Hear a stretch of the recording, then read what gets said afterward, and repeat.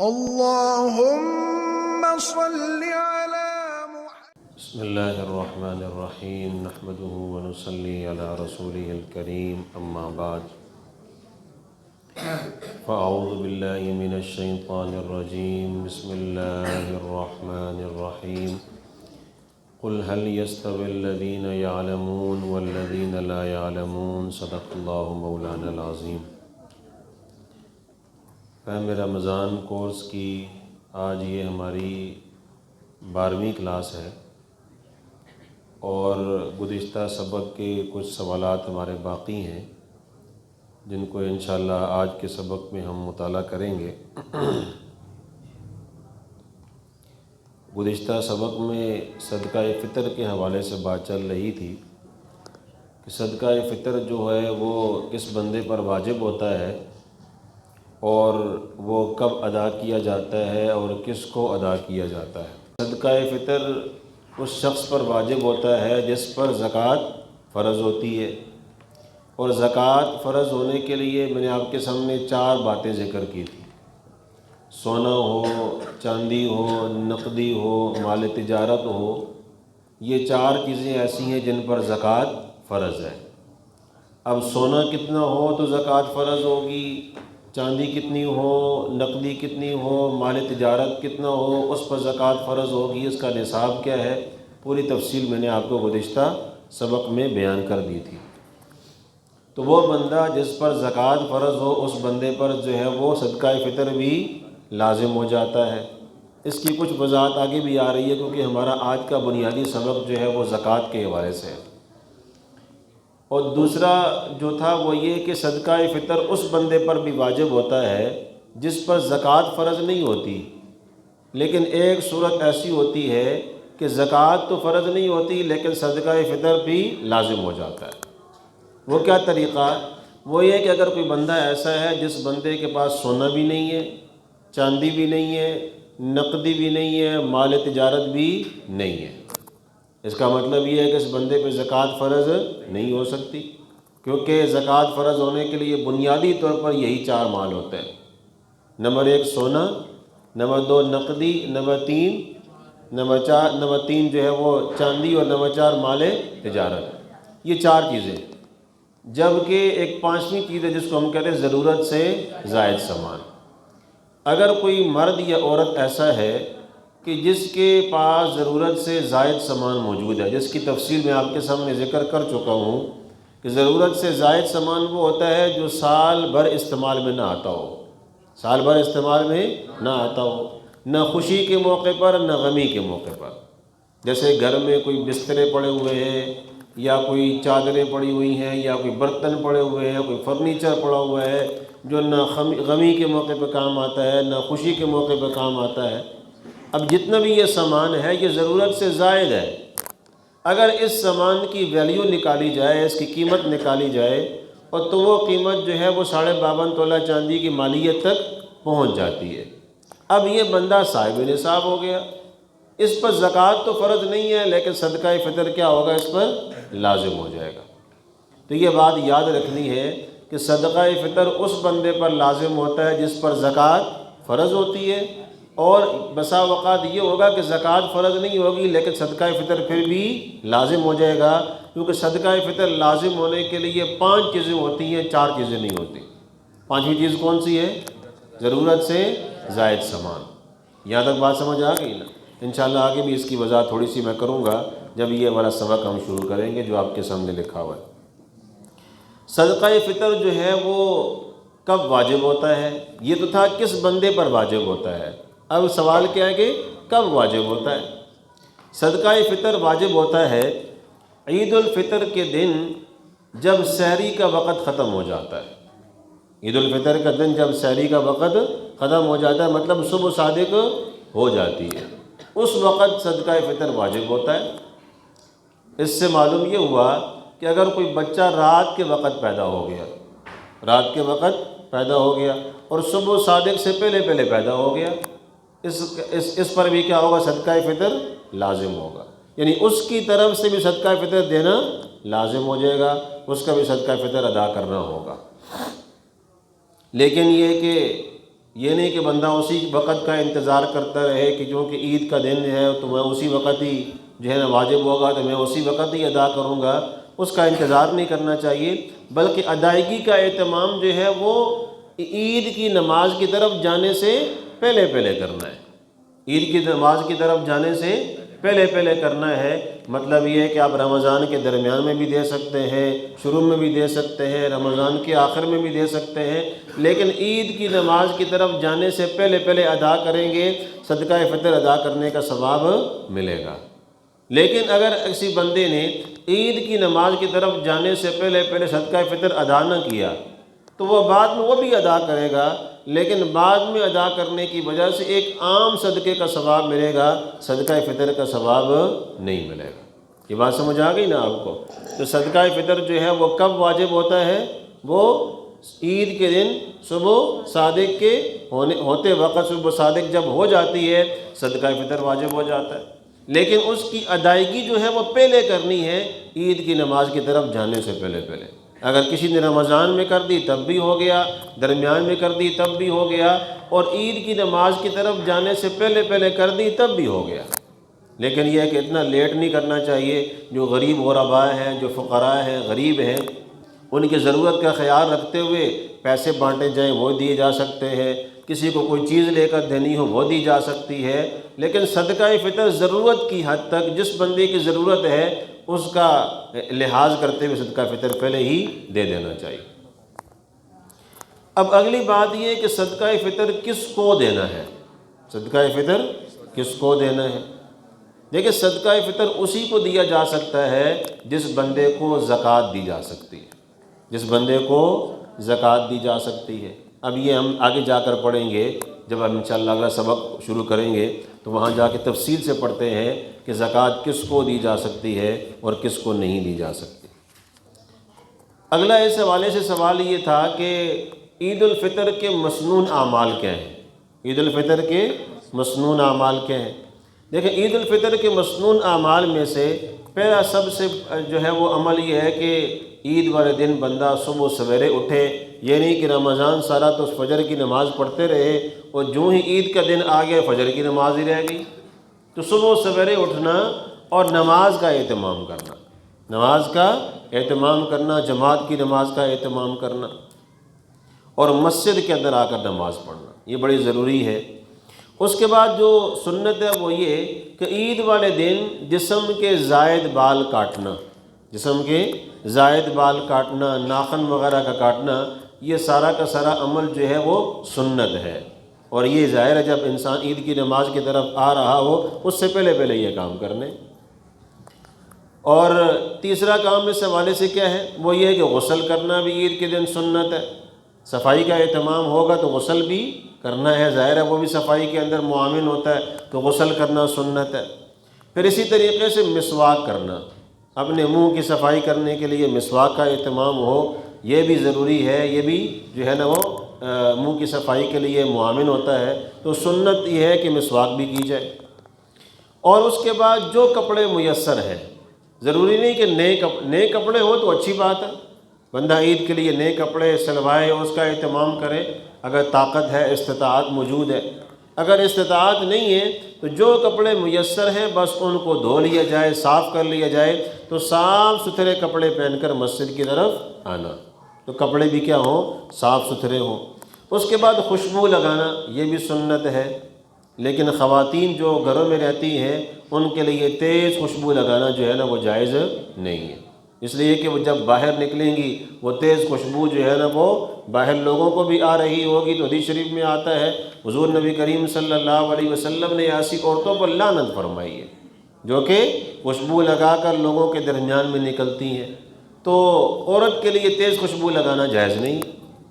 اور پھر اس کے بعد یہ سارے کام کرنے کے بعد عیدگاہ کی طرف جلدی جلدی جانا، عیدگاہ کی طرف جلدی پہنچنا، اور ہو سکے تو پیدل آنا، یہ سنت ہے، ہو سکے تو پیدل آنا۔ اگر مسئلہ ہے، کوئی بیماری ہے، کوئی پریشانی ہے یا کوئی معذوری ہے تو سواری پر بھی آ سکتے ہیں، موٹر سائیکل پر بھی آ سکتے ہیں، گاڑی پر بھی آ سکتے ہیں، لیکن یہ کہ ہو سکے تو پیدل چل کر آنا مسجد کی طرف، یہ کیا ہے؟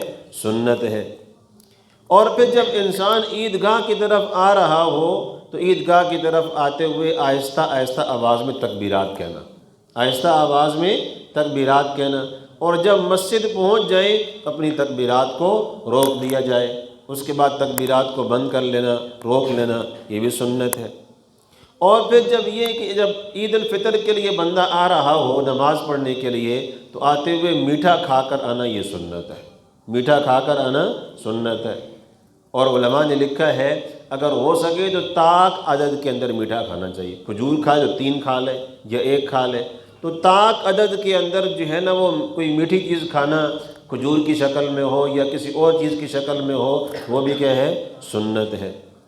اور پھر اس کے بعد جب نماز پڑھیں گے، نماز پڑھ کر جب واپس گھر کی طرف جائیں گے تو راستہ بدل کر جانا، راستہ بدل کر جانا، اور پھر اپنی حیثیت کے مطابق اپنے گھر والوں پر خرچ کرنا، اپنے گھر والوں پر خرچ کرنا، پیسے کی شکل میں ہو، کھانے پینے کی شکل میں ہو، لباس کی شکل میں ہو، یہ سارے کے سارے کام جو ہے نا یہ عید الفطر کے مسنون اعمال کہلاتے ہیں۔ سمجھ آ گئی بات ساری کی ساری؟ تو یہ آسان باتیں ہیں۔ اس کے بعد یہاں پر ایک اور درمیانی بات وہ یہ کہ نماز عید کے لیے آ رہے ہو تو نماز عید کا طریقہ بھی تو آنا چاہیے، نماز عید کا طریقہ بھی آنا چاہیے۔ دیکھیں عید کی نماز جو ہوتی ہے وہ ایک عام نمازوں کی طرح کی ہی نماز ہے، بس صرف فرق یہ ہے کہ اس کے اندر 6 زائد تکبیریں ہوتی ہیں، 6 زائد تکبیریں ہوتی ہیں۔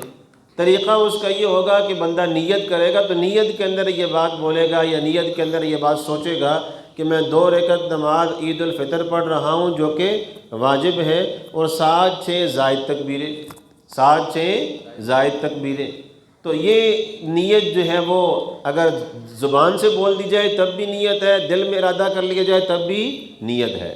اس کے لیے کوئی زبان سے بولنا اور باقاعدہ طور پر الفاظ بولنا کوئی ضروری نہیں ہوتا، نیت دل کا ارادے کا نام ہوتا ہے۔ جب بندہ وہاں گھر سے چل کر آ رہا ہے نماز پڑھنے کے لیے تو اس کا مطلب یہ ہے کہ اس کی نیت ہے تو نماز پڑھنے کے لیے آ رہا ہے نا، اس لیے وہ نیت ہو گئی۔ اگر نماز کھڑی ہو اور بندہ آ کر نیت کے الفاظ بول رہا ہو، 4 تکبیر جو ہے نا وہ 4 فرض حاضر پیچھے امام صاحب کے، اور قبلہ جو ہے نا منہ طرف خانہ کعبہ کے، اور ادھر سے امام صاحب کی طرف سے جو ہے نا وہ رکعت ہی نکل جائے، اس لیے یہ الفاظ جو بولے جاتے ہیں یہ صرف ایک یاد دہانی کے لیے بتائے جاتے ہیں، وگرنہ یہ پڑھنا یہ بولنا کوئی ضروری نہیں ہوتا۔ نیت دل کا ارادہ ہوتا ہے، جب بندہ گھر سے چل کر آ رہا ہے تو نیت ہو گئی۔ اب اس کے بعد جب نیت ہے تو نماز پڑھنی کیسے ہے، نماز کیسے پڑھنی ہے؟ 2 رکعت نماز عید الفطر واجب 7 زائد تکبیروں کے، اس کا مطلب یہ ہے کہ 2 رکعت جیسے عام پڑھتے ہیں، فجر کی 2 رکعت ہیں، یا اسی طریقے سے جو ہے نا وہ بندہ قصر نماز پڑھ رہا ہو تو ویسے وہاں پہ 2 رکعت پڑھتا ہے امام صاحب کے ساتھ، تو اسی طریقے سے یہ 2 رکعت ہوتی ہیں۔ لیکن 7 زائد تکبیریں وہ کیسے پڑھنی ہے؟ جب امام صاحب اللہ اکبر کہیں گے اور ثنا پڑھیں گے سبحانک اللہم و بحمدک، اس کے بعد جو قرات شروع ہوتی ہے الحمدللہ رب العالمین سے، تو قرات شروع کرنے سے پہلے 3 تکبیرات کہنی ہے، قرات شروع کرنے سے پہلے 3 تکبیرات کہنی ہے، اور 3 تکبیرات کہتے ہوئے پہلی 2 تکبیرات کے اوپر ہاتھ اٹھا کر ہاتھ چھوڑ دینے ہیں، لیکن جب تیسری تکبیر کہیں گے تو ہاتھ اٹھا کر کیا کریں گے، ہاتھ کو باندھ لیں گے۔ اس طرح اس کے بعد امام صاحب قرات کریں گے، پھر رکوع ہوگا، پھر سجدہ ہوگا، پھر دوسری رکعت کی طرف کھڑے ہو جائیں گے۔ دوسری رکعت میں امام صاحب قرات کریں گے، قرات کے اندر ظاہر سورہ فاتحہ پڑھی جاتی ہے، سورت ملائی جاتی ہے۔ اس کے بعد رکوع میں جانے سے پہلے 3 تکبیرات کہی جاتی ہیں، 3 تکبیرات کہی جاتی ہیں، اور تینوں کے تینوں تکبیرات کے اوپر جو ہے نا وہ ہاتھ بھی اٹھانے ہیں۔ پہلی تکبیر کہیں گے، ہاتھ اٹھا کر ہاتھ چھوڑ دیں گے، پھر دوسری تکبیر کہیں گے، ہاتھ اٹھا کر ہاتھ چھوڑ دیں گے، تیسری تکبیر کہیں گے، اور اس کے بعد چوتھی تکبیر پر رکوع میں چلے جائیں گے۔ سمجھ آ گئی بات نہیں ہے؟ تو یہ عام طریقہ ہے، بس صرف یہ ہے کہ 7 زائد تکبیریں ہیں جن کا طریقہ میں نے آپ کو بتا دیا۔ یہاں پر ایک اور مسئلہ عام طور پر پیش آتا ہے اور پھر اس کا طریقہ معلوم نہیں ہوتا، کہ بسا اوقات یوں ہوتا ہے کہ عید کی نماز پڑھنے کے لیے آ رہے ہیں اور آگے امام صاحب جو ہے پہلی رکعت جو ہے نا وہ ہو چکی یا رکوع میں ہے، یا پہلی رکعت ہو رہی ہے اور امام صاحب رکوع میں ہے، تو اس ایسی صورت میں مقتدی بسا اوقات جب پریشان ہو جاتا ہے کہ کیا کرنا چاہیے۔ کیا کرنا چاہیے؟ اس کا تھوڑا سا جو ہے نا وہ طریقہ آپ حضرات سماعت کر لیں کہ اگر کوئی بندہ اس حال میں نماز میں پہنچا کہ امام صاحب جو ہیں پہلی رکعت کی 3 تکبیرات جو زائد تکبیرات ہوتی ہیں وہ کہہ چکے ہیں، 3 تکبیرات زائد وہ کہہ چکے ہیں، اور امام صاحب ابھی کھڑے ہیں، 3 تکبیرات کہہ کر قرات کر رہے ہیں، بندہ شامل ہو گیا، تو وہ کیا کرے گا؟ وہ اللہ اکبر کہے گا، ٹھیک ہے، اللہ اکبر کرنے کے بعد 3 تکبیرات بھی کہے گا، اور 3 تکبیرات کیا کر امام صاحب کے ساتھ شروع ہو جائے گا، امام صاحب کے ساتھ شروع ہو جائے گا۔ اس کو کسی اور کام کرنے کی ضرورت نہیں ہے، بس آیا اللہ اکبر کہا اور اس کے بعد 3 تکبیرات اکیلے میں کہہ دیں اور امام صاحب کے ساتھ شروع ہو گیا۔ بسا اوقات یوں ہوگا کہ ایک بندہ نماز میں اس حال میں پہنچا کہ امام صاحب تکبیرات بھی کہہ چکے تھے اور قرات بھی پڑھ چکے تھے اور رکوع کے اندر موجود تھے، رکوع کے اندر موجود تھے، تو پھر یوں کرنا ہوگا کہ اگر بندے کو یہ لگے کہ میں اگر 3 تکبیرات کہہ کر آرام سے رکوع میں پہنچ جاؤں گا تو وہ اللہ اکبر کہے، 3 تکبیرات بولے اور اس کے بعد رکوع میں چلا جائے، امام صاحب کے ساتھ جا کر مل جائے تو رکعت بھی مل جائے گی اس کو۔ لیکن اگر اس کو یوں لگے کہ میں اگر یہ 3 تکبیرات کہنے میں لگ گیا تو میں پھر رکوع میں نہیں پہنچ سکوں گا، میری رکعت نکل جائے گی، میری رکعت نکل جائے گی، پھر اس کا طریقہ یہ ہے وہ اللہ اکبر کہے، فرض مقدار قیام کرے، تکبیرات کہنے کی بجائے رکوع میں جا کے شامل ہو جائے، رکوع میں جا کر شامل ہو جائے، اور رکوع کے اندر ہی وہ تکبیرات کہہ لے، رکوع کے اندر سبحان ربی العظیم پڑھتے ہیں نا، وہ نہ پڑھے، بس یہ 3 تکبیرات بول دے، 3 تکبیرات بول دے، وہاں ظاہر ہاتھ نہیں اٹھائے گا، بس 3 تکبیرات بول دے گا۔ اگر یہ 3 تکبیرات اس نے بول لی تو بس ٹھیک ہے، جتنا بول لیا وہ کافی، نہ بول سکا تو رکوع تو اس کو مل گیا، اس کی رکعت جو ہے نا اس کو مل گئی۔ یہاں تک بات سمجھ آ گئی آپ حضرات کو؟ اچھا، اب ایک بندہ ایسا ہے جو کہ اس وقت آ کر نماز میں ملا کہ امام صاحب جو ہیں پہلی رکعت میں رکوع سے بھی اٹھ چکے تھے، پہلی رکعت میں رکوع سے بھی اٹھ چکے تھے، اس کا مطلب یہ ہے کہ اب اس بندے کی ایک رکعت نکل چکی ہے، ایک رکعت کیا ہو گئی ہے؟ نکل چکی ہے۔ اب کیا کرے گا؟ اب اس کی ایک رکعت نکل چکی ہے، یہ امام صاحب کے ساتھ ایک رکعت پڑھے گا، امام صاحب سلام پھیریں گے، یہ مسبوق بن گیا ہے، یہ مسبوق بن گیا ہے، اب یہ اپنی ایک رکعت مکمل کرے گا، اپنی ایک رکعت کیا ہے وہ مکمل کرے گا۔ بات سمجھ آ رہی ہے نا؟ وہ اب اس کی جو ایک رکعت رہ گئی ہے وہ جو ہے نا وہ پڑھنے کے لحاظ سے وہ اس کی پہلی رکعت ہے، وہ اس کی کیا ہے؟ پہلی رکعت ہے پڑھنے کے لحاظ سے۔ اس میں کیا کرے گا؟ اس میں یوں کرے گا کہ وہ کھڑا ہوگا، وہ کھڑا ہونے کے بعد جب امام صاحب سلام پھیر دیں گے وہ پہلے پڑھے گا ثنا، سبحانک اللہم و بحمدک پڑھے گا، اس کے پڑھنے کے بعد وہ کیا کرے گا؟ 3 تکبیرات بولے گا، وہ 3 تکبیرات پڑھنے کے بعد قرات کرے گا اور قرات کر کے رکوع کر کے نماز مکمل کر لے گا۔ بات سمجھ آ گئی نا آپ حضرات کو؟ اس طرح اس بندے کی نماز جو ہے وہ مکمل ہو جائے گی۔ یہاں تک تو بات ہوگی کہ اگر کوئی بندہ جو ہے ایسے وقت پر امام صاحب کو ملا جس میں اس کی پہلی رکعت جو ہے وہ فوت ہو گئی تھی، اب ایک بندہ جو ہے وہ ایسے وقت میں امام صاحب کے ساتھ آ کر ملا کہ امام صاحب جو ہے وہ امام صاحب جو ہے وہ دوسری رکعت کے اندر نہیں ہے، بلکہ امام صاحب دوسری رکعت کے رکوع میں ہے، مثال کے طور پر وہ کیا ہے؟ رکوع میں ہے، تو دوسری رکعت کے رکوع میں اگر امام صاحب ہیں تو یہ وہی کام کرے گا جو پہلی رکعت میں اس نے کیا ہے، کہ اگر اس کو یہ لگتا ہے کہ میں اگر کھڑے ہو کر تکبیرات کہہ سکتا ہوں تو وہ کھڑے ہو کر تکبیرات کہے اور جو ہے نا وہ رکوع میں شامل ہو جائے، لیکن اگر اس کو لگتا یہ ہے کہ نہیں میں کھڑے ہو کر تکبیرات نہیں کہہ سکتا، امام صاحب رکوع سے اٹھ جائیں گے تو یہ فوراً رکوع میں شامل ہو جائے اور رکوع میں تکبیرات کہہ لے، رکوع میں کیا کر لے؟ تکبیرات کہہ لے۔ لیکن اگر اس بندے نے رکوع کے اندر بھی جا کر تکبیرات نہ کہہ سکیں، یہاں تک کہ امام صاحب رکوع سے بھی اٹھ گئے تھے، دونوں رکعتیں کیا ہو گئی ہیں اس کی؟ اب نکل گئی ہیں۔ جب دونوں رکعتیں نکل گئی ہیں اب امام صاحب کے ساتھ یہ اس طرح ہی نماز مکمل کرنے کے بعد جب سلام پھیرے گے امام صاحب تو یہ کھڑا ہوگا، اس کے بعد 2 رکعتیں ویسی کی ویسے پڑھے گا جیسے کہ امام صاحب کی نماز ہوتی ہے۔ بات سمجھ آ رہی نا؟ ویسے کہ پہلی رکعت میں قرات سے پہلے تکبیرات بولے گا اور دوسری رکعت میں قرات کے بعد جو ہے وہ تکبیرات بولے گا اور نماز مکمل کر لے گا۔ لیکن اگر بالفرض ایسا بندہ ہے جس کو لگتا یہ ہے کہ میری دونوں رکعتیں اب نکل گئی ہیں، امام صاحب سلام پھیر چکے ہیں، وہ کسی اور جگہ پہ جا کر نماز کا جو ہے نا وہ ملنے کی کوشش کرے اور وہاں پر جا کر نماز کی ادائیگی کا اہتمام کرے۔ یہاں تک بات سمجھ آ گئی آپ حضرات کو؟ تو یہ ہمارا یہاں تک جو سوالات مکمل ہوئے ہیں، یہ پچھلے سبق کے جو سوالات رہ گئے تھے نا وہ یہاں پر آ کر مکمل ہو جاتے ہیں۔ ٹھیک ہے جی، سب سمجھ آ گیا نا آپ حضرات کو؟ اب جو سبق نمبر 12 ہے اس کا ہم یہاں سے آغاز کرتے ہیں۔ سبق نمبر 12 جو ہے وہ زکوٰۃ کے حوالے سے ہے، اور یہ بہت اہم سبق ہے۔ یہ ہمارے چھوٹوں کے لیے بھی اہم ہے، بڑوں کے لیے بھی اہم ہے۔ جو نوجوان طبقہ ہے اور جو ہمارے بڑے حضرات بیٹھے ہوئے ہیں، ان سب کے لیے اہم ہے، اس لیے کہ ہمارے ہاں بہت سے لوگ ایسے ہیں جن پر زکوٰۃ فرض ہوتی ہے، لیکن زکوٰۃ کے مسائل نہ جاننے کی وجہ سے وہ زکوٰۃ ہی ادا نہیں کر رہے ہوتے۔ بات سمجھ آ رہی ہے نا سب کو؟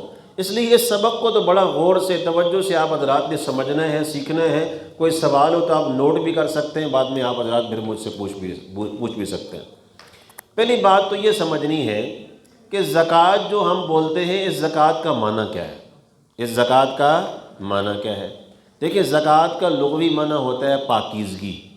لغوی معنی کیا ہوتا ہے؟ پاکیزگی۔ قرآن پاک میں اللہ پاک نے زکوٰۃ کے لفظ کو پاکیزگی کے معنی میں استعمال فرمایا۔ وَيُزَكِّيهِمْ، کہ اللہ رب العزت کی ذات نے جو ہے نا حضور نبی کریم صلی اللہ علیہ وسلم کو بھیجا، دنیا کے اندر مبعوث فرمایا نبی بنا کر، کس کس مقصد کے لیے؟ ان میں سے ایک مقصد یہ وَيُزَكِّيهِمْ، تاکہ یہ ان کو پاک کریں گے۔ تو زکوٰۃ کا لغوی معنی کیا ہوتا ہے؟ پاک کرنا۔ سمجھ آ گئی بات یہ والی؟ لیکن اس کا جو اصطلاحی معنی ہے وہ کیا ہے؟ اصطلاحی معنی کو آپ نے غور سے پہلے سمجھنا ہے، پھر اس کے بعد آگے چلیں گے۔ اصطلاحی معنی ہے مخصوص مال میں سے، مخصوص مال میں سے شریعت کا مقرر کردہ حصہ، شریعت کا مقرر کردہ حصہ کسی مستحق کے زکوٰۃ بندے کو مالک بنا کر دینا، یہ زکوٰۃ کہلاتا ہے۔ الفاظ پر غور کرنا ہے کیونکہ ہر لفظ کا ایک مطلب ہے۔ مخصوص مال میں سے، مخصوص مال میں سے شریعت کا مقرر کردہ حصہ کسی مستحق کے زکوٰۃ بندے کو مالک بنا کر دینا، یہ کیا کہلاتا ہے؟ زکوٰۃ کہلاتا ہے۔ یہاں تک بات سمجھ آ گئی؟ یہ ہوگا اس کا اصطلاحی معنی۔ اب اس اصطلاحی معنی کو ہم سمجھیں گے۔ آپ ان بورڈ کے اوپر لکھے ہوئے سوالات کو فی الحال چھوڑ دیں، اب میرے ساتھ چلیں، تاکہ آپ کو ایک ایک مسئلہ جو ہے نا خوب طریقے سے سمجھ میں آ جائے۔ پھر ہم اس کے بعد دیکھ لیں گے سوالات، کوئی رہ گیا ہوگا تو اس کو بھی ڈسکس کر لیں گے۔ تو سمجھ آ گئی بات؟ مخصوص مال میں سے۔ اب مخصوص مال جو ہے وہ کیا ہے؟ مخصوص مال وہ کیا ہے؟ یعنی وہ نصاب کیا ہے جس نصاب پہ زکوٰۃ فرض ہوتی ہے، جس نصاب پہ زکوٰۃ فرض ہوتی ہے۔ لیکن میں نصاب کی طرف جانے سے پہلے ایک اور بات ذکر کر دوں، وہ یہاں پر وہ یہ ضروری ہے کہ زکوٰۃ جو ہے جس بندے پر لازم ہوتی ہے، مال تو ہوتا ہی ہوتا ہے، لیکن بندے کے لیے بھی کچھ شرائط ہے۔ نمبر ایک شرط یہ ہے کہ زکوٰۃ لازم ہوتی ہے مسلمان پر، کافر پہ نہیں ہوتی۔ زکوٰۃ کس پر ہوتی ہے؟ مسلمان پر، کافر پر زکوٰۃ لازم نہیں ہوتی۔ دوسری، زکوٰۃ لازم ہوتی ہے عاقل بندے کے اوپر، جو سمجھدار ہو، جو مسائل کو سمجھتا ہو، پاگل مجنون نہ ہو، پاگل مجنون نہ ہو، اس بندے پہ زکوٰۃ فرض ہوتی ہے۔ ٹھیک ہے نا؟ تیسری بات، زکوٰۃ فرض ہوتی ہے بالغ بندے کے اوپر، نابالغ بچے پہ زکوٰۃ فرض نہیں ہوتی۔ سمجھ آ گئی بات؟ اور چوتھی بات یہ ہوتی ہے کہ زکوٰۃ فرض ہوتی ہے صاحب نصاب بندے کے اوپر۔ زکوٰۃ کس بندے پر فرض ہوتی ہے؟ صاحب نصاب بندے کے اوپر۔ صاحب نصاب کون ہوتا ہے، اس کی تفصیل کیا ہے، میں آگے جا کے ذکر کرتا ہوں۔ یہاں تک بات سمجھ آ گئی؟ میرے ساتھ ساتھ چلیں گے تاکہ آپ کو آخر تک زکوٰۃ کے سارے مسائل انشاءاللہ سمجھ میں آ جائیں گے۔ اب مسائل کی طرف جانے سے پہلے زکوٰۃ کی تھوڑی سی اہمیت میں آپ حضرات کے سامنے ذکر کروں کہ زکوٰۃ دینا کتنا اہم ہے اور زکوٰۃ دینے کا کتنا بڑا ثواب ہے۔ قرآن پاک میں اللہ پاک فرماتے ہیں کہ وَأَقِيمُوا الصَّلَاةَ وَآتُوا الزَّكَاةَ، نماز قائم کرو اور زکوٰۃ ادا کرو۔ جس طرح نماز فرض ہے ایسے ہی زکوٰۃ بھی فرض ہے۔ اگر کوئی بندہ زکوٰۃ نہیں دے گا، اس کا مطلب یہ ہے کہ وہ گنہگار ہو رہا ہے۔ جیسے نماز چھوڑنے والا بندہ گنہگار ہے، ایسے ہی زکوٰۃ نہ دینے والا بندہ بھی کیا ہوتا ہے؟ گنہگار ہوتا ہے۔ قرآن پاک میں ایک مقام پہ اللہ پاک نے اپنی راہ میں مال خرچ کرنے والوں کی مثال دی ہے۔ فرمایا الذین ينفقون اموالهم فی سبیل اللہ کمثل حبہ وہ لوگ جو کہ اللہ رب العزت کا دیا ہوا مال اللہ کے راستے میں خرچ کرتے ہیں، اس کی مثال ایسے جیسے کہ ایک دانہ ہو، انبتت سبع سنابل، جس دانے کو زمین میں ڈالا جائے تو اس سے 7 کونپلیں نکلتی ہیں، 7 بالیاں نکلتی ہیں۔ انبتت سبع سنابل، 7 بالیاں، فی کل سنبلۃ مئۃ حبہ، ہر بالی کے اندر 100 دانے ہیں۔ تو کتنے دانے ہو گئے؟ 7 بالیاں ہوں، ہر بالی میں 100 دانے ہو تو کتنے دانے ہو گئے؟ 700۔ اس کا مطلب یہ ہوا اللہ رب العزت کی ذات یہ بتانا چاہتے ہیں کہ اگر اللہ کی راہ میں مال خرچ کیا جائے گا، اس کے اوپر اللہ رب العزت کی ذات 700 گنا ثواب عطا فرماتے ہیں۔ اب ایک بندہ فریضہ ادا کر رہا ہے زکوٰۃ کا، لیکن زکوٰۃ کا فریضہ ادا کر رہا ہے، اس کو بدلے میں اتنا بڑا اجر و ثواب اللہ پاک عطا فرما رہے ہیں۔ تو اہمیت بھی ہے، ثواب بھی ہے۔ لیکن جو بندہ زکوٰۃ ادا نہیں کرتا، تو حدیث شریف میں آتا ہے، حضور نبی کریم صلی اللہ علیہ وسلم نے ارشاد فرمایا، جو بندہ اپنے مال کی زکوٰۃ ادا نہ کرے، اپنے مال کی زکوٰۃ ادا نہ کرے، یہ مال ایک زہریلا سانپ بنا کر اس کی گردن کے اندر توق بنا کر ڈالا جائے گا۔ یہ مال ایک زہریلا سانپ بنا کر اس کے گلے میں توق بنا کر جو ہے نا وہ ڈالا جائے گا۔ ایک حدیث قرآن پاک کی ایک آیت میں آتا ہے کہ والذین یکنزون الذہب والفضہ ولا ينفقونها فی سبیل اللہ، وہ لوگ جو کہ سونے اور چاندی کو، خزانے کو جمع کرتے رہتے ہیں، ولا ينفقونها فی سبیل اللہ، اور اس کو اللہ کی راہ میں خرچ نہیں کرتے، فبشرہم بعذاب علیم، ایسے لوگوں کو دردناک عذاب کی خوشخبری سنا دیجیے۔ تو زکوٰۃ ادا کرنا لازم ہے، دینے پر بہت بڑا اجر و ثواب ہے، اور نہ دینے پر بہت بڑا عذاب بھی ہے اور بہت بڑا گناہ بھی ہے۔ سمجھ آ گئی بات جی سب حضرات کو؟ تو ایک بات تو یہاں تک یہ ہو گئی کہ زکوٰۃ کا لغوی معنی کیا ہے، زکوٰۃ کا اصطلاحی معنی کیا ہے، زکوٰۃ کی اہمیت کیا ہے، اس کا فائدہ کیا ہے، اور اس نہ دینے کا نقصان کیا ہے۔ اور ایک بات میں نے ذکر کر دی کہ زکوٰۃ کس بندے پر فرض ہوتی ہے، وہ کون کون سے ہیں؟ 4۔ نمبر 1 یہ کہ زکوٰۃ مسلمان پہ، نمبر 2 زکوٰۃ عاقل بندے پر، نمبر 3 بالغ بندے پر، اور نمبر 4 صاحب نصاب بندے پر۔ اب آگے چلتے ہیں، صاحب نصاب بندہ کون سا ہوتا ہے؟ صاحب نصاب بندہ کون سا ہوتا ہے؟ دیکھیں، صاحب نصاب کا تعلق ہے مال کے ساتھ، کہ وہ مال ہے جس کو ہم نے سامنے رکھ کر یہ فیصلہ کرنا ہے کہ یہ بندہ صاحب نصاب ہے یا صاحب نصاب نہیں ہے۔ بات سمجھ آ رہی؟ تو اب ہم اس کی طرف جانے سے پہلے، نصاب جاننے سے پہلے یہ چیز جانتے ہیں کہ کتنے مال پہ زکوٰۃ ہوتی ہے، کون کون سے مال ایسے ہیں جن پہ زکوٰۃ ہوتی ہے۔ تو میں نے آپ کو پچھلی کلاس میں تھوڑی وضاحت کر دی تھی، لیکن چونکہ کچھ لوگ مجھے نئے چہرے نظر آ رہے ہیں تو میں چاہوں گا ان کے سامنے دوبارہ وضاحت ہو جائے۔ ٹھیک ہے جی؟ میں پانی پیتا ہوں، آپ لوگ درود شریف پڑھ لیں۔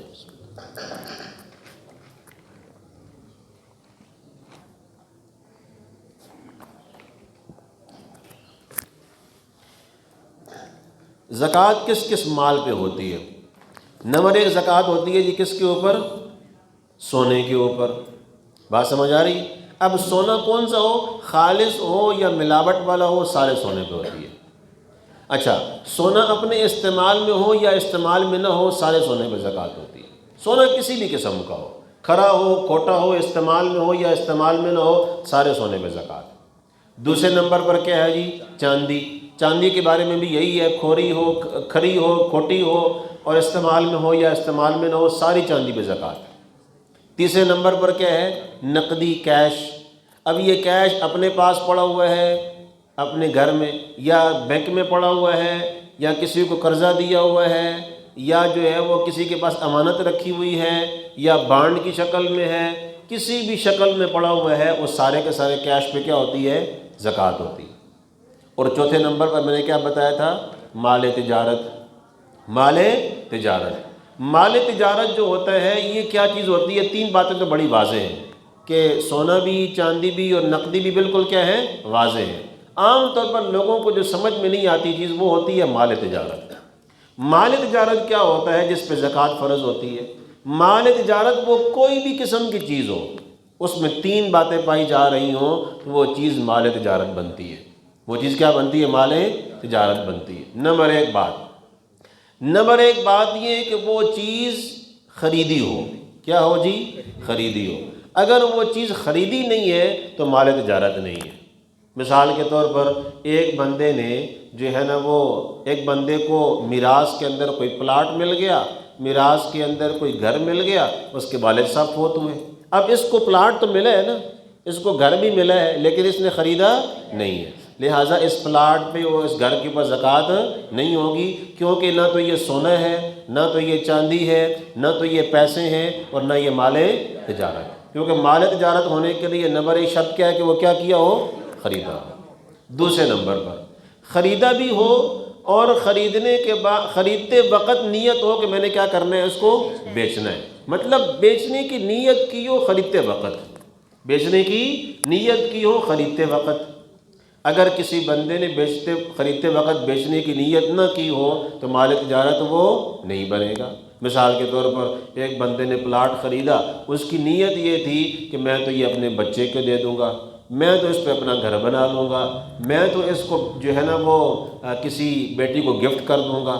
اب یہ ساری جو نیتیں ہیں یہ بیچنے کی نیت نہیں ہے، لہٰذا اس پلاٹ کے اوپر جو خریدا تو ہے لیکن بیچنے کی نیت نہیں ہے، اس پہ زکوٰۃ نہیں ہوگی۔ کیوں نہیں ہوگی؟ اس لیے کہ نہ تو یہ سونا ہے، نہ تو یہ چاندی ہے، نہ تو یہ نقدی ہے، اور نہ یہ مال تجارت ہے، کیونکہ مال تجارت وہ ہوتا ہے جو خریدا ہو بیچنے کی نیت سے۔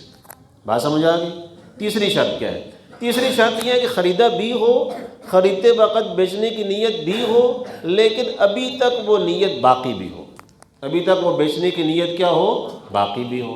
اگر کسی سامان کے بارے میں یہ ہو کہ اس نے خریدا تو ہے، بیچنے کی نیت بھی تھی، لیکن بعد میں وہ نیت بدل گئی، بعد میں وہ نیت کیا ہو گئی؟ بدل گئی۔ مثال کے طور پر ایک بندے نے پلاٹ خریدا کہ میں اس کو بیچوں گا اور پھر میں نفع کماؤں گا، لیکن بعد میں اس کی نیت بدل گئی، وہ کہتا ہے میں اب نہیں بیچتا، میں اس پہ اپنا گھر بناؤں گا۔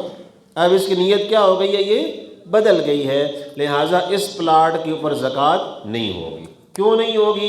اس لیے کہ یہ نہ تو سونا ہے، نہ تو یہ چاندی ہے، نہ تو یہ نقدی ہے، نہ یہ مال تجارت ہے، کیونکہ مال تجارت وہ ہوتا ہے جس میں بیچنے کی نیت ابھی تک کیا ہو؟ باقی ہو۔ یہ بات سمجھ آ گئی آپ حضرات کو؟ تو سونا بھی سمجھ میں آ گیا، چاندی بھی سمجھ میں آ گئی، پیسے بھی سمجھ میں آ گئے، اور مال تجارت بھی سمجھ میں آ گیا۔ اب یہ چار مال ہیں جن پہ زکوٰۃ ہوتی ہے۔ اب جب یہ چار مال سمجھ میں آ گئے، اب سوال پیدا ہوتا ہے کتنے ہوں تو زکوٰۃ ہوگی؟ نصاب کیا ہے بس زکوٰۃ کے لازم ہونے کا؟ اب اس کو سمجھتے ہیں کہ زکوٰۃ کا نصاب کیا ہے۔ اب اس کو ہم ایک مثال سے سمجھتے ہیں۔ ایک عورت ہے جس کے پاس صرف اور صرف سونا ہے، صرف اور صرف کیا ہے؟ سونا ہے، اس کے پاس پیسے بھی نہیں ہیں، چاندی بھی نہیں ہے، مال تجارت بھی نہیں ہے۔ عام طور پر میں عورت کا نام اس لیے لے رہا ہوں کیونکہ یہ سونا صرف اور صرف سونا اس کے پاس ایک عورت کے پاس ہی ہو سکتا ہے۔ بسا اوقات یہ ہوتا ہے کہ شوہر اس کو پیسے ہی نہیں دیتا، یا پیسے تو دیتا ہے، وہ کہتا ہے پیسے میرے ہیں تیرے نہیں ہیں، یہ تم اپنے بچوں پہ لگاؤ، گھر کے کاموں میں لگاؤ، لیکن پیسے میرے ہیں۔ اس کا مطلب یہ کہ عورت جو ہے وہ کس چیز کی مالک ہے؟ صرف اور صرف سونے کی مالک ہے، پیسے کی مالک نہیں ہے۔ تو عورت کے پاس صرف سونا ہے۔ جب کسی عورت کے پاس یا کسی مرد کے پاس صرف اور صرف سونا ہو، پیسے بھی نہ ہو، چاندی بھی نہ ہو، مال تجارت بھی نہ ہو، تو سونے کا نصاب یہ کہ 7.5 تولے ہوگا تو کیا ہوگا؟ پھر زکوٰۃ ہوگی۔ اگر 7.5 تولے نہیں ہے تو زکوٰۃ لازم نہیں ہوگی۔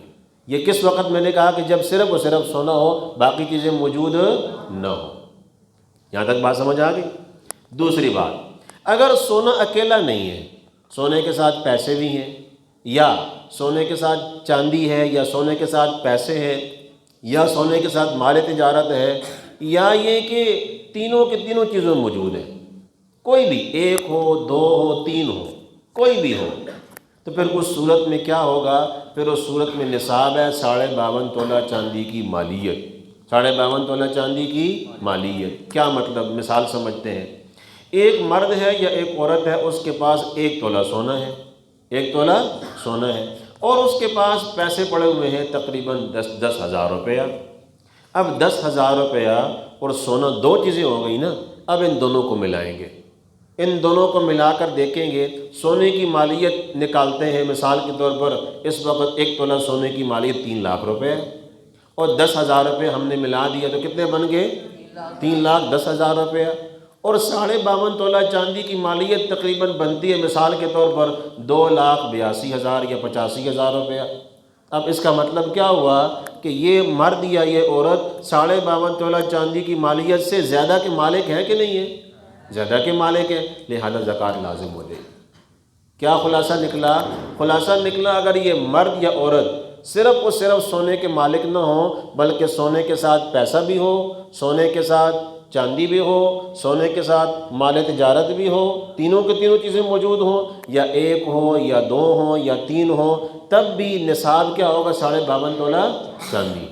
52.5 تولہ چاندی کی مالیت کے برابر پیسے آ جائیں گے تو زکوٰۃ فرض ہو جائے گی۔ زکوٰۃ کیا ہو جائے گی جی؟ فرض ہو جائے گی۔ یہاں تک بات سمجھ آئے گی سب کو؟ تو زکوٰۃ کا نصاب جو ہے وہ کیا ہے؟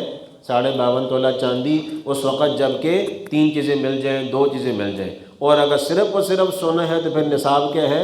7.5 تولے سونا۔ اس لیے یہ والا ایک بڑی غلط فہمی یہاں سے ختم ہو جانی چاہیے کہ بعض عورتیں سمجھتی ہیں میرے پاس 7.5 تولے سونا تو ہے ہی نہیں، میں کیوں زکوٰۃ دوں؟ بھائی اپنے پاس چاندی بھی تو دیکھو، اپنے پاس پیسے بھی تو دیکھو، اپنے پاس مال تجارت بھی تو دیکھو۔ اگر 2 مل جائیں، 3 مل جائیں، اگر 1 تولہ سونا بھی ہے، 10 روپے بھی اگر آپ ملیں تو بندہ 52.5 تولہ چاندی سے زیادہ ہو جاتا ہے، زکوٰۃ لازم ہو جاتی ہے۔ زکوٰۃ کیا ہو جاتی ہے؟ لازم ہو جاتی ہے۔ یہاں تک بات سمجھ آ گئی آپ حضرات کو؟ اب ایک اور بات سمجھیں کہ زکوٰۃ جس بندے پر لازم ہے یہ تو ہو گیا صاحب نصاب۔ یہ صاحب نصاب بندہ زکوٰۃ کب دے گا؟ زکوٰۃ کب دے گا؟ کیا ابھی میں بیٹھے بیٹھے حساب کروں تو میں تو 52.5 تولہ چاندی کے حساب سے صاحب نصاب بن گیا تو کیا میں ابھی زکوٰۃ دوں گا؟ ایسا نہیں۔ زکوٰۃ دینا ہوگا کب؟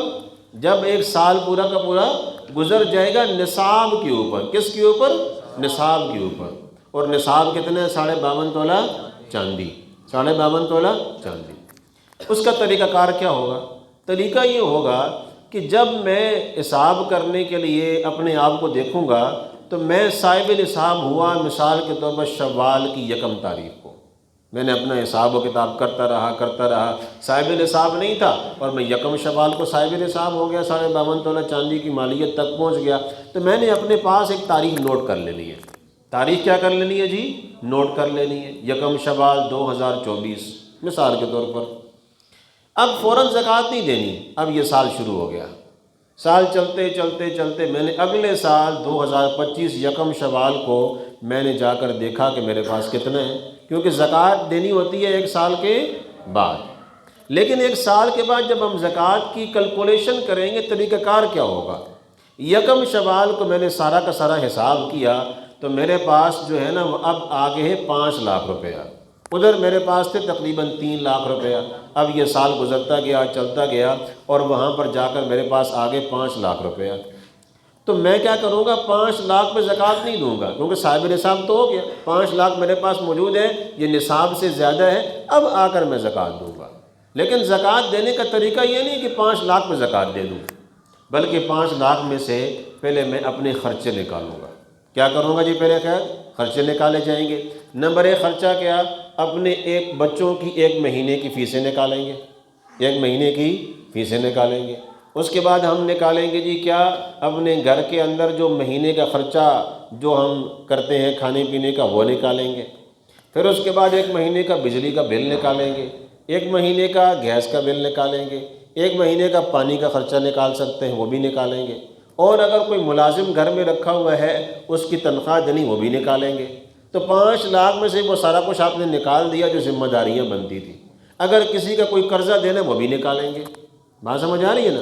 یہ ساری ذمہ داریاں آپ نے نکال دی۔ اب نکالنے کے بعد دیکھا 5 لاکھ تو تھا، لیکن جب ذمہ داریاں نکالی تو یہ تو جو ہے نا وہ 2 لاکھ بچ گیا۔ اب زکوٰۃ لازم نہیں ہو، کیونکہ یہ بندہ صاحب نصاب نہیں رہا۔ ذمہ داریاں نکالنے کے بعد دیکھنا ہے کہ صاحب نصاب ہے کہ نہیں۔ اگر ذمہ داریاں نکالنے کے بعد دیکھا کہ یہ بندہ صاحب نصاب نہیں ہے تو زکوٰۃ نہیں دے گا۔ لیکن اگر اس نے ذمہ داریاں نکال دیں، جو بھی اس کی بنتی ہے، قرضہ بھی نکال دیا، بجلی کا بل بھی نکال دیا، گیس کا بل بھی نکال دیا، کھانے پینے کا خرچہ بھی نکال دیا، بقیہ اس کے پاس پھر بھی اتنا بچ گیا جو نصاب سے زیادہ ہے، جو نصاب سے کیا ہے؟ زیادہ ہے، اب یہ بندہ صاحب نصاب ہو گیا ہے، اس بندے پر زکوٰۃ کی ادائیگی لازم ہو گئی۔ یہاں تک بات سمجھ آ گئی؟ اب یہ زکوٰۃ کیسے ادا کرے گا؟ اتنا کچھ کرنے کے بعد جو پیسے بچ گئے جو نصاب سے زیادہ ہیں، سارے کے سارے پیسوں کو 2.5 پہ تقسیم کرے گا، کیونکہ زکوٰۃ کتنی ہوتی ہے؟ 2.5% ہوتی ہے، تو اس کو مطلب 40 پہ تقسیم کر دیا۔ جو پیسے بچ جائیں، مثلاً 4 لاکھ بچ گیا تو 4 لاکھ کو 40 پہ تقسیم کریں گے، جو بھی بچے گا وہ آپ کی زکوٰۃ ہے، مطلب جو جواب آئے گا تو وہ کیا بن جائے گا؟ زکوٰۃ ہوگی۔ یہاں تک بات سمجھ آ گئی سارے بچوں کو؟ کوئی مشکل تو نہیں ہے؟ تو اس کا مطلب یہ ہوا کہ زکوٰۃ کا حساب کرنا ہوتا ہے، زکوٰۃ کا حساب کرنا ہوتا ہے۔ جس دن صاحب نصاب ہوئے وہ ڈیٹ آپ کو یاد ہونی چاہیے، اور جس دن آپ نے زکوٰۃ دینی ہے وہ اگلا سال ہوگا اسی تاریخ کو۔ اب یہاں پر بہت سے لوگ ایسے بھی بیٹھے ہوں گے جو اب سوچ رہے ہوں گے مجھے تو اپنی ڈیٹ ہی بھی نہیں پتہ، میں صاحب نصاب کب ہوا ہوں، میں تو زکوٰۃ ہی نہیں دے رہا، اتنے عرصے سے زکوٰۃ ہی نہیں دی میں نے، اب مجھے نہیں پتہ کہ میری تاریخ کون سی ہے۔ جس دن میرے پاس 52.5 تولہ چاندی کی مالیت سے زیادہ پیسے آ گئے ہیں، میں صاحب نصاب تو ہو گیا، لیکن اب میں زکوٰۃ کیسے نکالوں، مجھے تاریخ ہی یاد نہیں ہے۔ تو اس بندے کے لیے حکم یہ ہوگا کہ وہ اب جو ہے نا وہ ایک اندازہ لگائے۔ کیا کرے؟ ایک اندازہ لگائے، ذرا سوچے کہ میں وہاں پہ کمائی کرتا تھا، وہاں میری تنخواہ کتنی تھی، میرے خرچے کتنے تھے، اور میں وہاں پہ کام کرتا تھا، میری تنخواہ کتنی تھی، خرچے کتنے تھے۔ اس طرح کر کے ایک غالب گمان کے ساتھ ایک حساب لگا کر سوچے کہ ہاں یہ والی تاریخ ہو سکتی ہے جس تاریخ کو 52.5 تولہ چاندی کی مالیت کے برابر میرے پاس پیسے آ گئے تھے۔ اب وہی تاریخ جو ہے نا وہ گویا کہ اس کی کیا بن جائے گی؟ زکوٰۃ کی تاریخ بن جائے گی۔ اسی تاریخ کو اگلے سال یہ کیا کرے گا؟ زکوٰۃ ادا کرتا رہے گا۔ یہ بات سمجھ آ گئی آپ سب بھائیوں کو؟ اچھا، یہاں پر ایک اور بات سمجھیں۔ اب آپ کو ایک مسئلہ سمجھانا ہے، اور میں نے یہ سمجھانا ہے کہ آپ کے ذہن میں یہ بھی سوال آتا ہوگا، یا شاید کسی کے ذہن میں آیا ہو لیکن کسی نے پوچھا نہیں، وہ یہ کہ زکوٰۃ کے لیے میں نے کہا کہ اگلے سال جا کے زکوٰۃ دینی ہے۔ پچھلے سال 1 شوال کو ایک بندہ صاحب نصاب ہوا تو اس کے پاس تھے 3 لاکھ روپیہ، اور اگلے سال 1 شوال کو اس نے جا کر دیکھا وہ تو ہو گیا 20 لاکھ کا مالک۔ کتنے کا مالک ہو گیا؟ 20 لاکھ کا مالک۔ اور 20 لاکھ جو ہے نا وہ ابھی کچھ دن پہلے آئے، 2 دن پہلے آئے، 3 دن پہلے آئے، تو ذہن میں سوال پیدا ہو سکتا ہے بھائی میں اس پہ زکوٰۃ کیوں دوں؟ زکوٰۃ تو میں نے تو دینی ہے 3 لاکھ پر، کیونکہ پچھلے سال میرے پاس 3 لاکھ تھا، اب مجھے 3 لاکھ پر زکوٰۃ دینی چاہیے کیونکہ یہ تو مجھے ابھی 2 دن پہلے پیسے آئے ہیں۔ ہے نا سوال یہ والا ذہن میں آیا بھی ہوگا؟ دیکھیں اس کا جواب سمجھیں کہ ایک روپے کے اوپر سال گزرنا ضروری نہیں ہے، 1 روپے کے اوپر سال گزرنا ضروری نہیں ہے۔ سال گزرنا ضروری ہے نصاب کے اوپر۔ کس کے اوپر؟ نصاب کے اوپر۔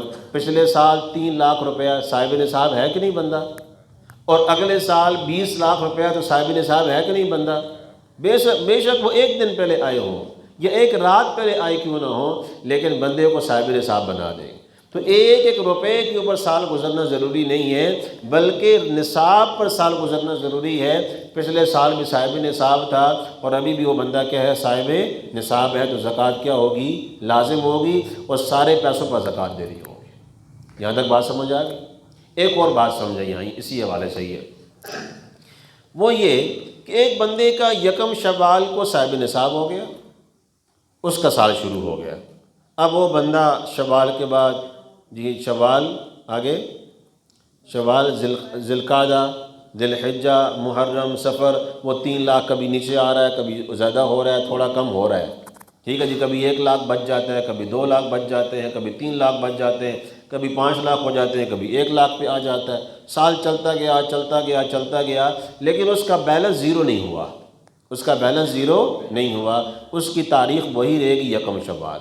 تو اگلے سال وہ جا کر 1 شوال کو ہی کیا کرے گا؟ اپنا حساب کرے گا۔ لیکن ایک بندہ ایسا ہے جس کا 1 شوال کو سال شروع ہوا، اس وقت اس کے پاس تھے 3 لاکھ روپے، بندہ صاحب نصاب تھا۔ آگے شوال کے بعد ذوالقعدہ آیا، ذی الحجہ آیا، پیسے چلتے رہے، محرم کو جا کر اس نے خرچہ اتنا کر دیا کہ وہ 0 بیلنس ہو گیا، مائنس میں چلا گیا۔ اب اس بندے کی وہ تاریخ کیا ہو جائے گی؟ ختم ہو جائے گی۔ اب اس کی وہ تاریخ کیا ہو جائے گی؟ ختم ہو جائے گی، 1 شوال تاریخ نہیں رہے گی اس کی۔ اب کیا ہوگا؟ اب یہ انتظار کرے گا دوبارہ اپنے پاس نصاب کے آنے کا، اپنے پاس دوبارہ نصاب کے آنے کا۔ دیکھتا رہے گا میرے پاس دوبارہ نصاب کے برابر پیسے کب آئے ہیں۔ اگر یہ دیکھتا رہا محرم بھی گزر گیا، سفر بھی گزر گیا، محرم، سفر، ربیع الاول کی 10 تاریخ کو مثال کے طور پر جا کر نصاب پھر آ گیا، 3 لاکھ نصاب ہم نے ابھی فی الحال مثال کے طور پر طے کی ہے، تو سفر کی 10 تاریخ کو یہ بندہ دوبارہ کیا ہو گیا؟ صاحب نصاب ہو گیا۔ اب اس کی تاریخ کون سی ہوگی؟ ربیع الاول کی 10 تاریخ۔ اب یہ 10 تاریخ کو اپنے پاس نوٹ کرے گا اور اپنی ڈائری میں سے 1 شوال کو کاٹ دے گا۔ اب یہ ربیع الاول کی 10 تاریخ نوٹ کرے گا، اس کا سال شروع ہو گیا۔ اب اگلے سال 10 ربیع الاول کو دوبارہ حساب کرے گا، اگر یہ صاحب نصاب ہوا تو زکوٰۃ دے گا، صاحب نصاب نہ ہوا تو زکوٰۃ نہیں دے گا۔ یہاں تک بات سمجھ آ گئی سب بچوں کو؟ سب حضرات، بڑے جو حضرات بیٹھے سب کو سمجھ آ گئی؟ اب اس کے بعد بات آتی ہے کہ زکوٰۃ تو دینی لازم ہو گئی ہے، زکوٰۃ کس کو دے؟ زکوٰۃ کا مستحق کون ہے؟ مستحق کی زکوٰۃ کون ہے؟ دیکھیں بعض لوگ یوں کرتے ہیں کہ وہ اپنی جو ہے نا وہ زکوٰۃ کا حساب کیا، حساب کرنے کے بعد وہ کہتے ہیں جی بس جو بھی آ جائے غریب اس کو زکوٰۃ دے دے، جو بھی غریب آ گیا اس کو زکوٰۃ دے دے۔ ایسا جائز نہیں ہے۔ زکوٰۃ اس وقت تک ادا نہیں ہوگی جب مستحق کے زکوٰۃ بندے کو نہ دی جائے، مستحق کے زکوٰۃ بندے کو نہ دی جائے۔ اب مستحق کے زکوٰۃ بندہ کون سا ہوتا ہے جس کو زکوٰۃ دی جا سکتی ہے؟ ایک تو بات وہی ہے کہ صحیح مسلمان ہو، کافر کو زکوٰۃ نہیں دے سکتے۔ دوسرے نمبر پر کیا ہے کہ وہ سید خاندان کا نہ ہو، ٹھیک ہے نا، سید خاندان کا ہوگا اس کو بھی زکوٰۃ نہیں دے سکتے۔ تیسرے نمبر پر کیا ہے کہ نابالغ نہ ہو، بالغ کو زکوٰۃ دے سکتے، نابالغ کو زکوٰۃ نہیں دے سکتے۔ اور چوتھے نمبر پر کیا ہے کہ وہ صاحب نصاب کا مالک نہ ہو، مطلب وہ نصاب کا مالک نہ ہو، صاحب نصاب نہ ہو۔ اگر وہ خود صاحب نصاب ہے اس کو زکوٰۃ ہم نہیں دے سکتے۔ یہاں تک بات سمجھ آ گئی؟ ٹھیک ہے نا؟ یہ بات تو واضح ہے کہ مسلمان کو دیں گے، کافر کو نہیں دیں گے، یہ بات بھی واضح ہے۔ دوسری بات بھی واضح ہے کہ سید نہ ہو، سید ہوگا تو زکوٰۃ نہیں دے سکتے۔ تیسری بات بھی واضح ہے کہ وہ نابالغ نہ ہو، بالغ ہوگا تو زکوٰۃ دے سکتے، نابالغ کو نہیں دے سکتے۔ یہ باتیں واضح ہیں۔ چوتھی بات تھوڑی سی وضاحت طلب ہے، جو ہم کہہ رہے ہیں کہ وہ بندہ صاحب نصاب نہ ہو۔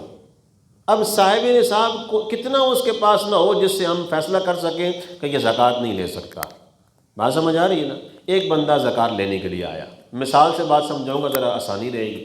ایک بندہ کہتا ہے مجھے زکوٰۃ دے، میں مستحق ہوں، تو ہم اس کے اندر کتنی باتیں دیکھیں گے؟ 5 باتیں دیکھیں گے۔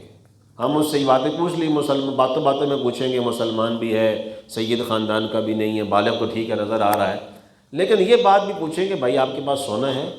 سونا کتنا ہے؟ آپ کے پاس چاندی کتنی ہے؟ آپ کے پاس نقدی کتنی ہے؟ آپ کے پاس مال تجارت کتنا ہے؟ اگر یہ ہم نے تھوڑا پوچھ لیا اور پوچھنے پر پتہ چلا کہ یہ تو خود کیا ہے؟ صاحب نصاب ہے، تو اس پہ زکوٰۃ لازم ہے کہ نہیں؟ وہ مانگنے کے لیے آ رہے ہیں، حالانکہ اس پہ زکوٰۃ لازم ہو گئی ہے، حالانکہ اس پہ کیا ہو گئی ہے؟ زکوٰۃ لازم ہو گئی۔ اس بندے کو زکوٰۃ نہیں دے سکتے کیونکہ سونے پہ زکوٰۃ ہے، چاندی پہ زکوٰۃ ہے، نقدی پہ زکوٰۃ ہے، مال تجارت پہ زکوٰۃ ہے۔ جب ہم نے اس کا حساب کیا تو وہ تو خود صاحب نصاب بن رہا تھا، اس پہ زکوٰۃ لازم ہو رہی تھی، وہ زکوٰۃ ادا کرے، چاہے جائے کہ وہ زکوٰۃ مانگنا شروع کر دے، اس کو زکوٰۃ نہیں دے سکتے۔ ایک عورت آئی زکوٰۃ لینے کے لیے، اس نے کہا جی مجھے زکوٰۃ دے، میں بڑی غریب ہوں، میں بڑی ضرورت مند ہوں، مجھے زکوٰۃ چاہیے۔ بات سمجھ آ رہی ہے؟ مجھے کیا چاہیے؟ زکوٰۃ چاہیے۔ اب ہم نے اس سے پوچھا کہ بھائی آپ بتائیں بہن، آپ یہ بتائیں کہ جی آپ کے پاس سونا ہے؟ وہ کہتی ہے سونا بھی نہیں ہے۔ چاندی کہتی ہے چاندی بھی نہیں ہے۔ مال تجارت کہتی مال تجارت بھی نہیں ہے۔ اور نقدی بھی نہیں ہے۔ آپ یہ بتائیں آپ کو جہیز میں کوئی سامان ملا تھا جو ضرورت سے زائد سامان گھر میں پڑا ہوا ہے؟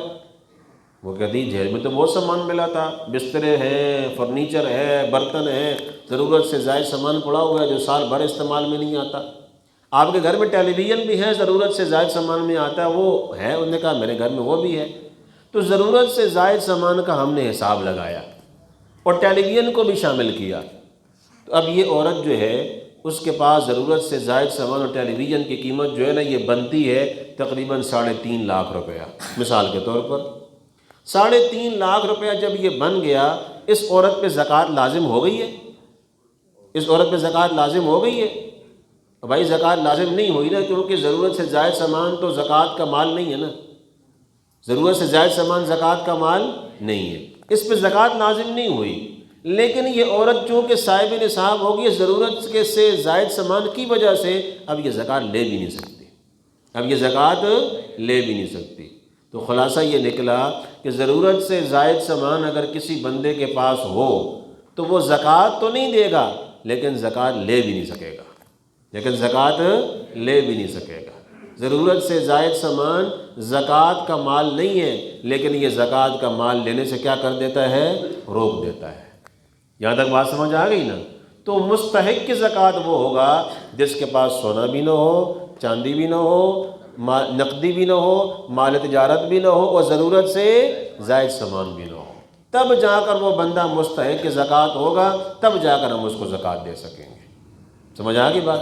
اب آپ کے ذہن میں سوال پیدا ہو رہا ہوگا، ہم کسی سے پوچھیں گے تو وہ تو مائنڈ کرے گا، بھائی وہ تو ناراض ہوگا، آپ مجھ سے اتنی باتیں پوچھ رہے ہیں، زکوٰۃ دینا چاہ رہے ہیں، تو بھائی کوئی بات نہیں، ہم اس سے اتنی تفصیلی بات جو ہے نا وہ ایک ایک کر کے نہ پوچھیں، ہم یہ بھی کر سکتے ہیں کہ اس کے حالات کا جائزہ لے لیں۔ اگر تو جانا پہچانا بندہ ہے ہم ادھر ادھر لوگوں سے معلومات لے سکتے ہیں، اور اگر جانا پہچانا نہیں ہے تو تحقیق کرنا ضروری ہے۔ اگر تحقیق کرنے میں مشکل پیش آ رہی ہے تو ایک فارم ملتا ہے جس کو زکوٰۃ کا فارم کہتے ہیں، آپ اس کے سامنے رکھیں، اس سے کہیں بھائی آپ مجھے معلومات زبانی نہ بتائیں، اس فارم پر لکھ کر مجھے دے دیں، آپ کو انشاءاللہ زکوٰۃ فارم دکھا دیں گے۔ تو وہ زکوٰۃ فارم فل کروا لیں، اس کو دیکھنے کے بعد بندہ اندازہ لگا سکتا ہے کہ یہ بندہ مستحق زکوٰۃ ہے کہ نہیں، اس کو زکوٰۃ دی جا سکتی ہے کہ نہیں دی جا سکتی۔ یہ بات سمجھ آ گئی نا آپ حضرات؟ مشکل تو نہیں ہے کہ زکوٰۃ کس بندے کو دینی ہے اور مستحق زکوٰۃ کون بندہ ہے۔ اب اس سے اگلا سوال ہے اور اگلا موضوع ہے وہ یہ کہ زکوٰۃ دینی کس کو ہے؟ ایک تو ہو گیا مستحق زکوٰۃ، اب مستحق زکوٰۃ کس اگر اپنے خاندان میں کوئی مستحق زکوٰۃ ہے تو وہ کون سا والا ہے جس کو زکوٰۃ دے سکتے ہیں اور کس کو زکوٰۃ نہیں دے سکتے؟ دیکھیں ایک بات یاد رکھیں کہ کچھ ایسے ہمارے رشتہ دار ہوتے ہیں جن کو کہا جاتا ہے اصول، جن کو کہا جاتا ہے اصول۔ اصول کا مطلب یہ ہوتا ہے جہاں سے ہماری نسل چلتی آ رہی ہے۔ وہ کون لوگ ہیں؟ ہمارے ابو، اس کے بعد دادا ابو، اس کے بعد پردادا ابو صاحب، ٹھیک ہے نا؟ تو یہ ہمارے کیا ہو گئے؟ اوپر کے خاندان۔ اسی طریقے سے امی، پھر امی کی امی، نانی اماں، پھر اس کے بعد پڑنانی۔ تو یہ ہمارے اوپر کے خاندان ہیں جہاں سے انسان پیدا ہو کر آیا ہے، جہاں سے انسان چلتا آ رہا ہے، ان کو کہا جاتا ہے اصول۔ اصول کو بھی زکوٰۃ نہیں دے سکتے، کوئی بندہ اپنی والدہ کو نہیں دے سکتا، والد صاحب کو نہیں دے سکتا، دادا ابو کو نہیں دے سکتا، نانا ابو کو نہیں دے سکتا، ان کو زکوٰۃ نہیں دے سکتا۔ کچھ لوگ ایسے ہوتے ہیں جن کو کہتے ہیں فروع، جو آگے انسان کی نسل چل رہی ہوتی ہے۔ وہ کون کون ہیں؟ بیٹا، بیٹی، پوتا، پوتی، نواسا، نواسی، یہ آگے جتنا بھی خاندان چلا جا رہا ہے اس کو کہتے ہیں فروع، فا را بو عین، فروع، ان کو بھی زکوٰۃ نہیں دے سکتے۔ یہ بات سمجھ آ گئی؟ تیسرا ہوتا ہے زوجیت کا تعلق۔ زوجیت کا تعلق میاں بیوی، میاں اپنی بیوی کو زکوٰۃ نہیں دے سکتا، بیوی میاں کو زکوٰۃ نہیں دے سکتی۔ بات سمجھ آ گئی؟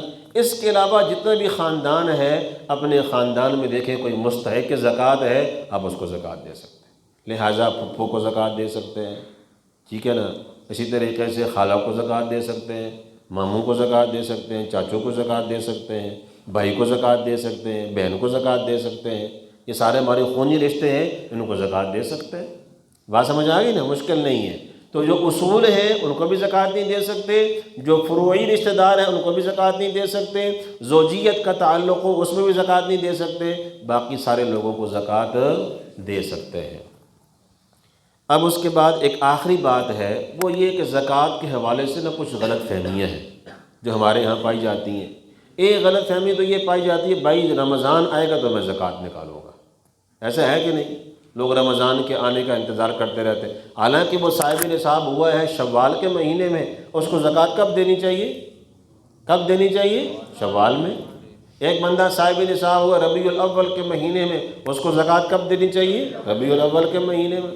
انتظار کرتا جا رہا ہے میں رمضان آئے گا تو میں زکوٰۃ دوں گا، تجھے کیا پتہ بھائی تیری پہلے موت آ جائے، وہ زکوٰۃ دیے بغیر تو اللہ تعالیٰ کو پیارا ہو جائے، اس کے بارے میں آخرت میں حساب ہوگا۔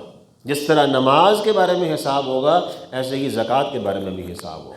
اور میں نے آپ کو وعید سنائی ہے جس بندے نے اپنے مال کی زکوٰۃ ادا نہ کی ہو تو یہ مال زکوٰۃ والا اس کے گلے میں ایک زہریلے سام کی شکل میں توق بنا کر ڈالا جائے گا۔ تو کتنی بڑی وعید ہے۔ بندہ اس بات کا اہتمام نہ کرے، زکوٰۃ کا حساب نہ کرے، اور بس جو ہے نا وہ اللہ کو پیارا ہو جائے تو آخرت میں جا کر حساب بھی دینا پڑے۔ تو یہ غلط فہمی ہے، یہ ٹھیک نہیں ہے۔ جب آپ کی ڈیٹ آ گئی ہے، آپ اس ڈیٹ میں کیا کر دیں؟ زکوٰۃ ادا کریں۔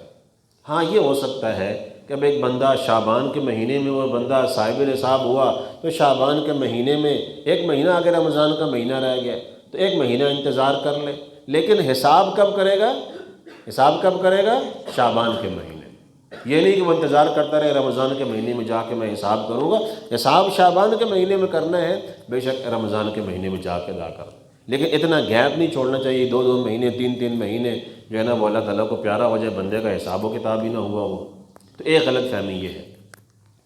دوسری غلط فہمی یہ ہے کہ لوگ کہتے ہیں بھائی میں نے زکوٰۃ دے دی۔ بھائی پوچھو کیسے زکوٰۃ دے دی؟ میں پورا سال نہ نکالتا رہا ہوں، پورا سال کیا ہے میں نکالتا ہوں، میں ایک مہینے 10,000 نکال، دوسرے مہینے 20,000 نکال، تیسرے مہینے 30,000 نکال دیا، میں تو نکالتا رہتا ہوں، مجھے حساب کرنے کی کیا ضرورت ہے؟ بات سمجھ آ رہی؟ تو یہ لوگ اس طرح بھی کرتے ہیں، یہ بہت بڑی غلط فہمی ہے اور ایک بہت بڑا ناجائز کام ہے۔ اس کی وجہ یہ ہے کہ ممکن ہے اس بندے نے حساب نہ کرنے کی وجہ سے زکوٰۃ کم ادا کی ہو، زکوٰۃ کیا کی ہو؟ کم ادا کی ہو، اور اس کا زکوٰۃ کا جو زکوٰۃ کا پیسہ بننا تھا وہ بننے والا پیسہ اس کے مال میں ابھی تک موجود ہو اور اس نے زکوٰۃ نہ نکالی ہو، اور اس کو وہ وعید مل جائے جو آپ صلی اللہ علیہ وسلم نے فرمایا کہ اگر کسی کا مال زکوٰۃ کے مال کے ساتھ مل گیا وہ اس مال کو بھی ہلاک کر دے گا، وہ اس مال کو بھی کیا کر دے گا؟ ہلاک کر دے گا۔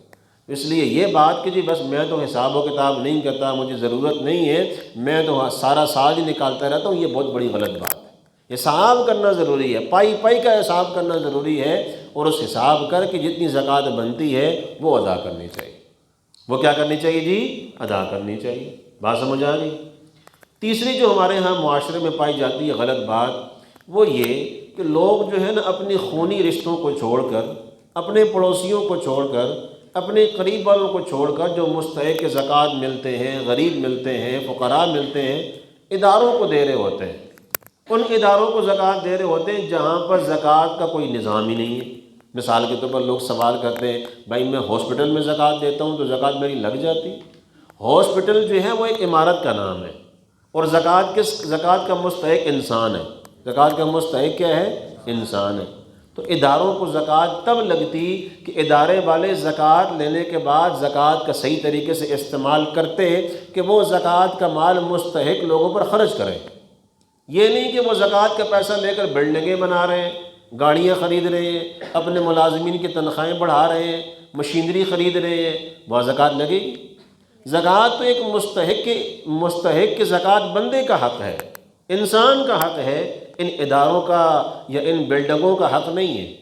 لہٰذا ہسپتالوں میں، ان اداروں میں زکوٰۃ دینا جہاں زکوٰۃ کا کوئی نظام نہیں ہے، زکوٰۃ ادا نہیں ہو۔ ہاں ایسا ادارہ جو زکوٰۃ لیتا ہے اور زکوٰۃ لینے کے بعد باقاعدہ حساب رکھتا ہے اور زکوٰۃ کا پیسہ بلڈنگ پہ خرچ نہیں کرتا اور زکوٰۃ کا پیسہ گاڑیوں پہ خرچ نہیں کرتا، اپنے ملازمین کی تنخواہوں میں نہیں لگاتا، اور زکوٰۃ کا پیسہ آنے والے مستحق کے زکوٰۃ مریضوں کی خدمت میں لگاتا ہے، اس بندے کو، اس ادارے کو زکوٰۃ دی جا سکتی ہے۔ لہٰذا آنکھیں بند کر کے جو ہے نا وہ ہسپتالوں کو اور مختلف قسم کے جو سوشل ادارے کام کر رہے ہیں ان کو زکوٰۃ نہیں دینی چاہیے۔ جیسے ہمارے ہاں لوگ بڑا کھلے عام شوکت خانم کو زکوٰۃ دیتے ہیں۔ اب شوکت خانم کو زکوٰۃ دینا جائز نہیں ہے، اس لیے کہ وہاں کوئی زکوٰۃ کا نظام نہیں ہے۔ وہ زکوٰۃ کا پیسہ تو بہت لے رہے ہیں لیکن کہاں خرچ کر رہے ہیں کوئی حساب و کتاب نہیں ہے۔ کوئی عمارتیں بھی بنا رہے ہیں، اس کے ساتھ گاڑیاں بھی خرید رہے ہیں، ملازمین کی تنخواہوں میں بھی دے رہے ہیں۔ اس کا مطلب یہ ہے کہ ان کے ہاں زکوٰۃ کا کوئی حساب نہیں ہے، وہاں زکوٰۃ دینا بھی جائز نہیں ہوگا۔ تو اداروں کو زکوٰۃ دینے سے پہلے اس بات کا پہلے تحقیق کرنا ضروری ہے کہ کیا وہ ادارہ زکوٰۃ دے کر باقاعدہ طور پر حساب و کتاب رکھنے کا نظام رکھتا ہے، اور پھر وہ زکوٰۃ غریب لوگوں پر، مستحق لوگوں پر لگاتا ہے۔ اگر تو وہ ہے تو آپ زکوٰۃ دے دیں، لیکن اگر وہ نہیں ہے تو زکوٰۃ دینا وہاں پہ جائز نہیں۔ میرے علم میں تو لاہور میں ایک ہی اسپتال ہے جو باقاعدہ طور پر زکوٰۃ لے کر باقاعدہ اس کا حساب رکھتا ہے، اور حساب رکھنے کے بعد مستحق کی زکوٰۃ لوگوں پر خرچ کرتا ہے۔ وہ حجاز اسپتال ہے۔ حجاز اسپتال آپ لوگوں کے علم میں ہوگا۔ تو حجاز جو ہاسپٹل ہے یہ باقاعدہ طور پر ان کے ہاں شریعہ ڈپارٹمنٹ ہے، وہاں مفتیان کرام کام کر رہے ہیں، باقاعدہ طور پر تحقیق ہوتی ہے کتنی زکوٰۃ آ رہی ہے، کہاں جا رہی ہے، کہاں خرچ ہو رہی ہے، نہ بلڈنگ پہ لگاتے ہیں، نہ گاڑیوں پہ لگاتے ہیں، نہ اپنے ملازمین کی تنخواہوں میں لگاتے ہیں، اور نہ جو ہے نا وہ مشینری پہ لگاتے ہیں، صرف اور صرف اس کا مقصد غریب کا علاج۔ بات سمجھ آ رہی؟ غریب کو دوائیاں دے رہے ہیں، غریب کا ٹیسٹ کروا رہے ہیں، ان پر خرچ کر رہے ہیں، اس کے علاوہ کہیں اور خرچ نہیں کر رہے ہیں۔ تو یہ ہو گیا آپ کا زکوٰۃ کے حوالے سے مکمل سبق، جس میں ساری کی ساری تفصیل شروع سے لے کر آخر تک آپ کو پڑھا دی گئی۔ دعا کریں اللہ تعالی ہم سب کو بات سمجھنے کی اور عمل کرنے کی توفیق عطا فرمائے۔ وآخر دعوانا ان الحمد للہ رب العالمین۔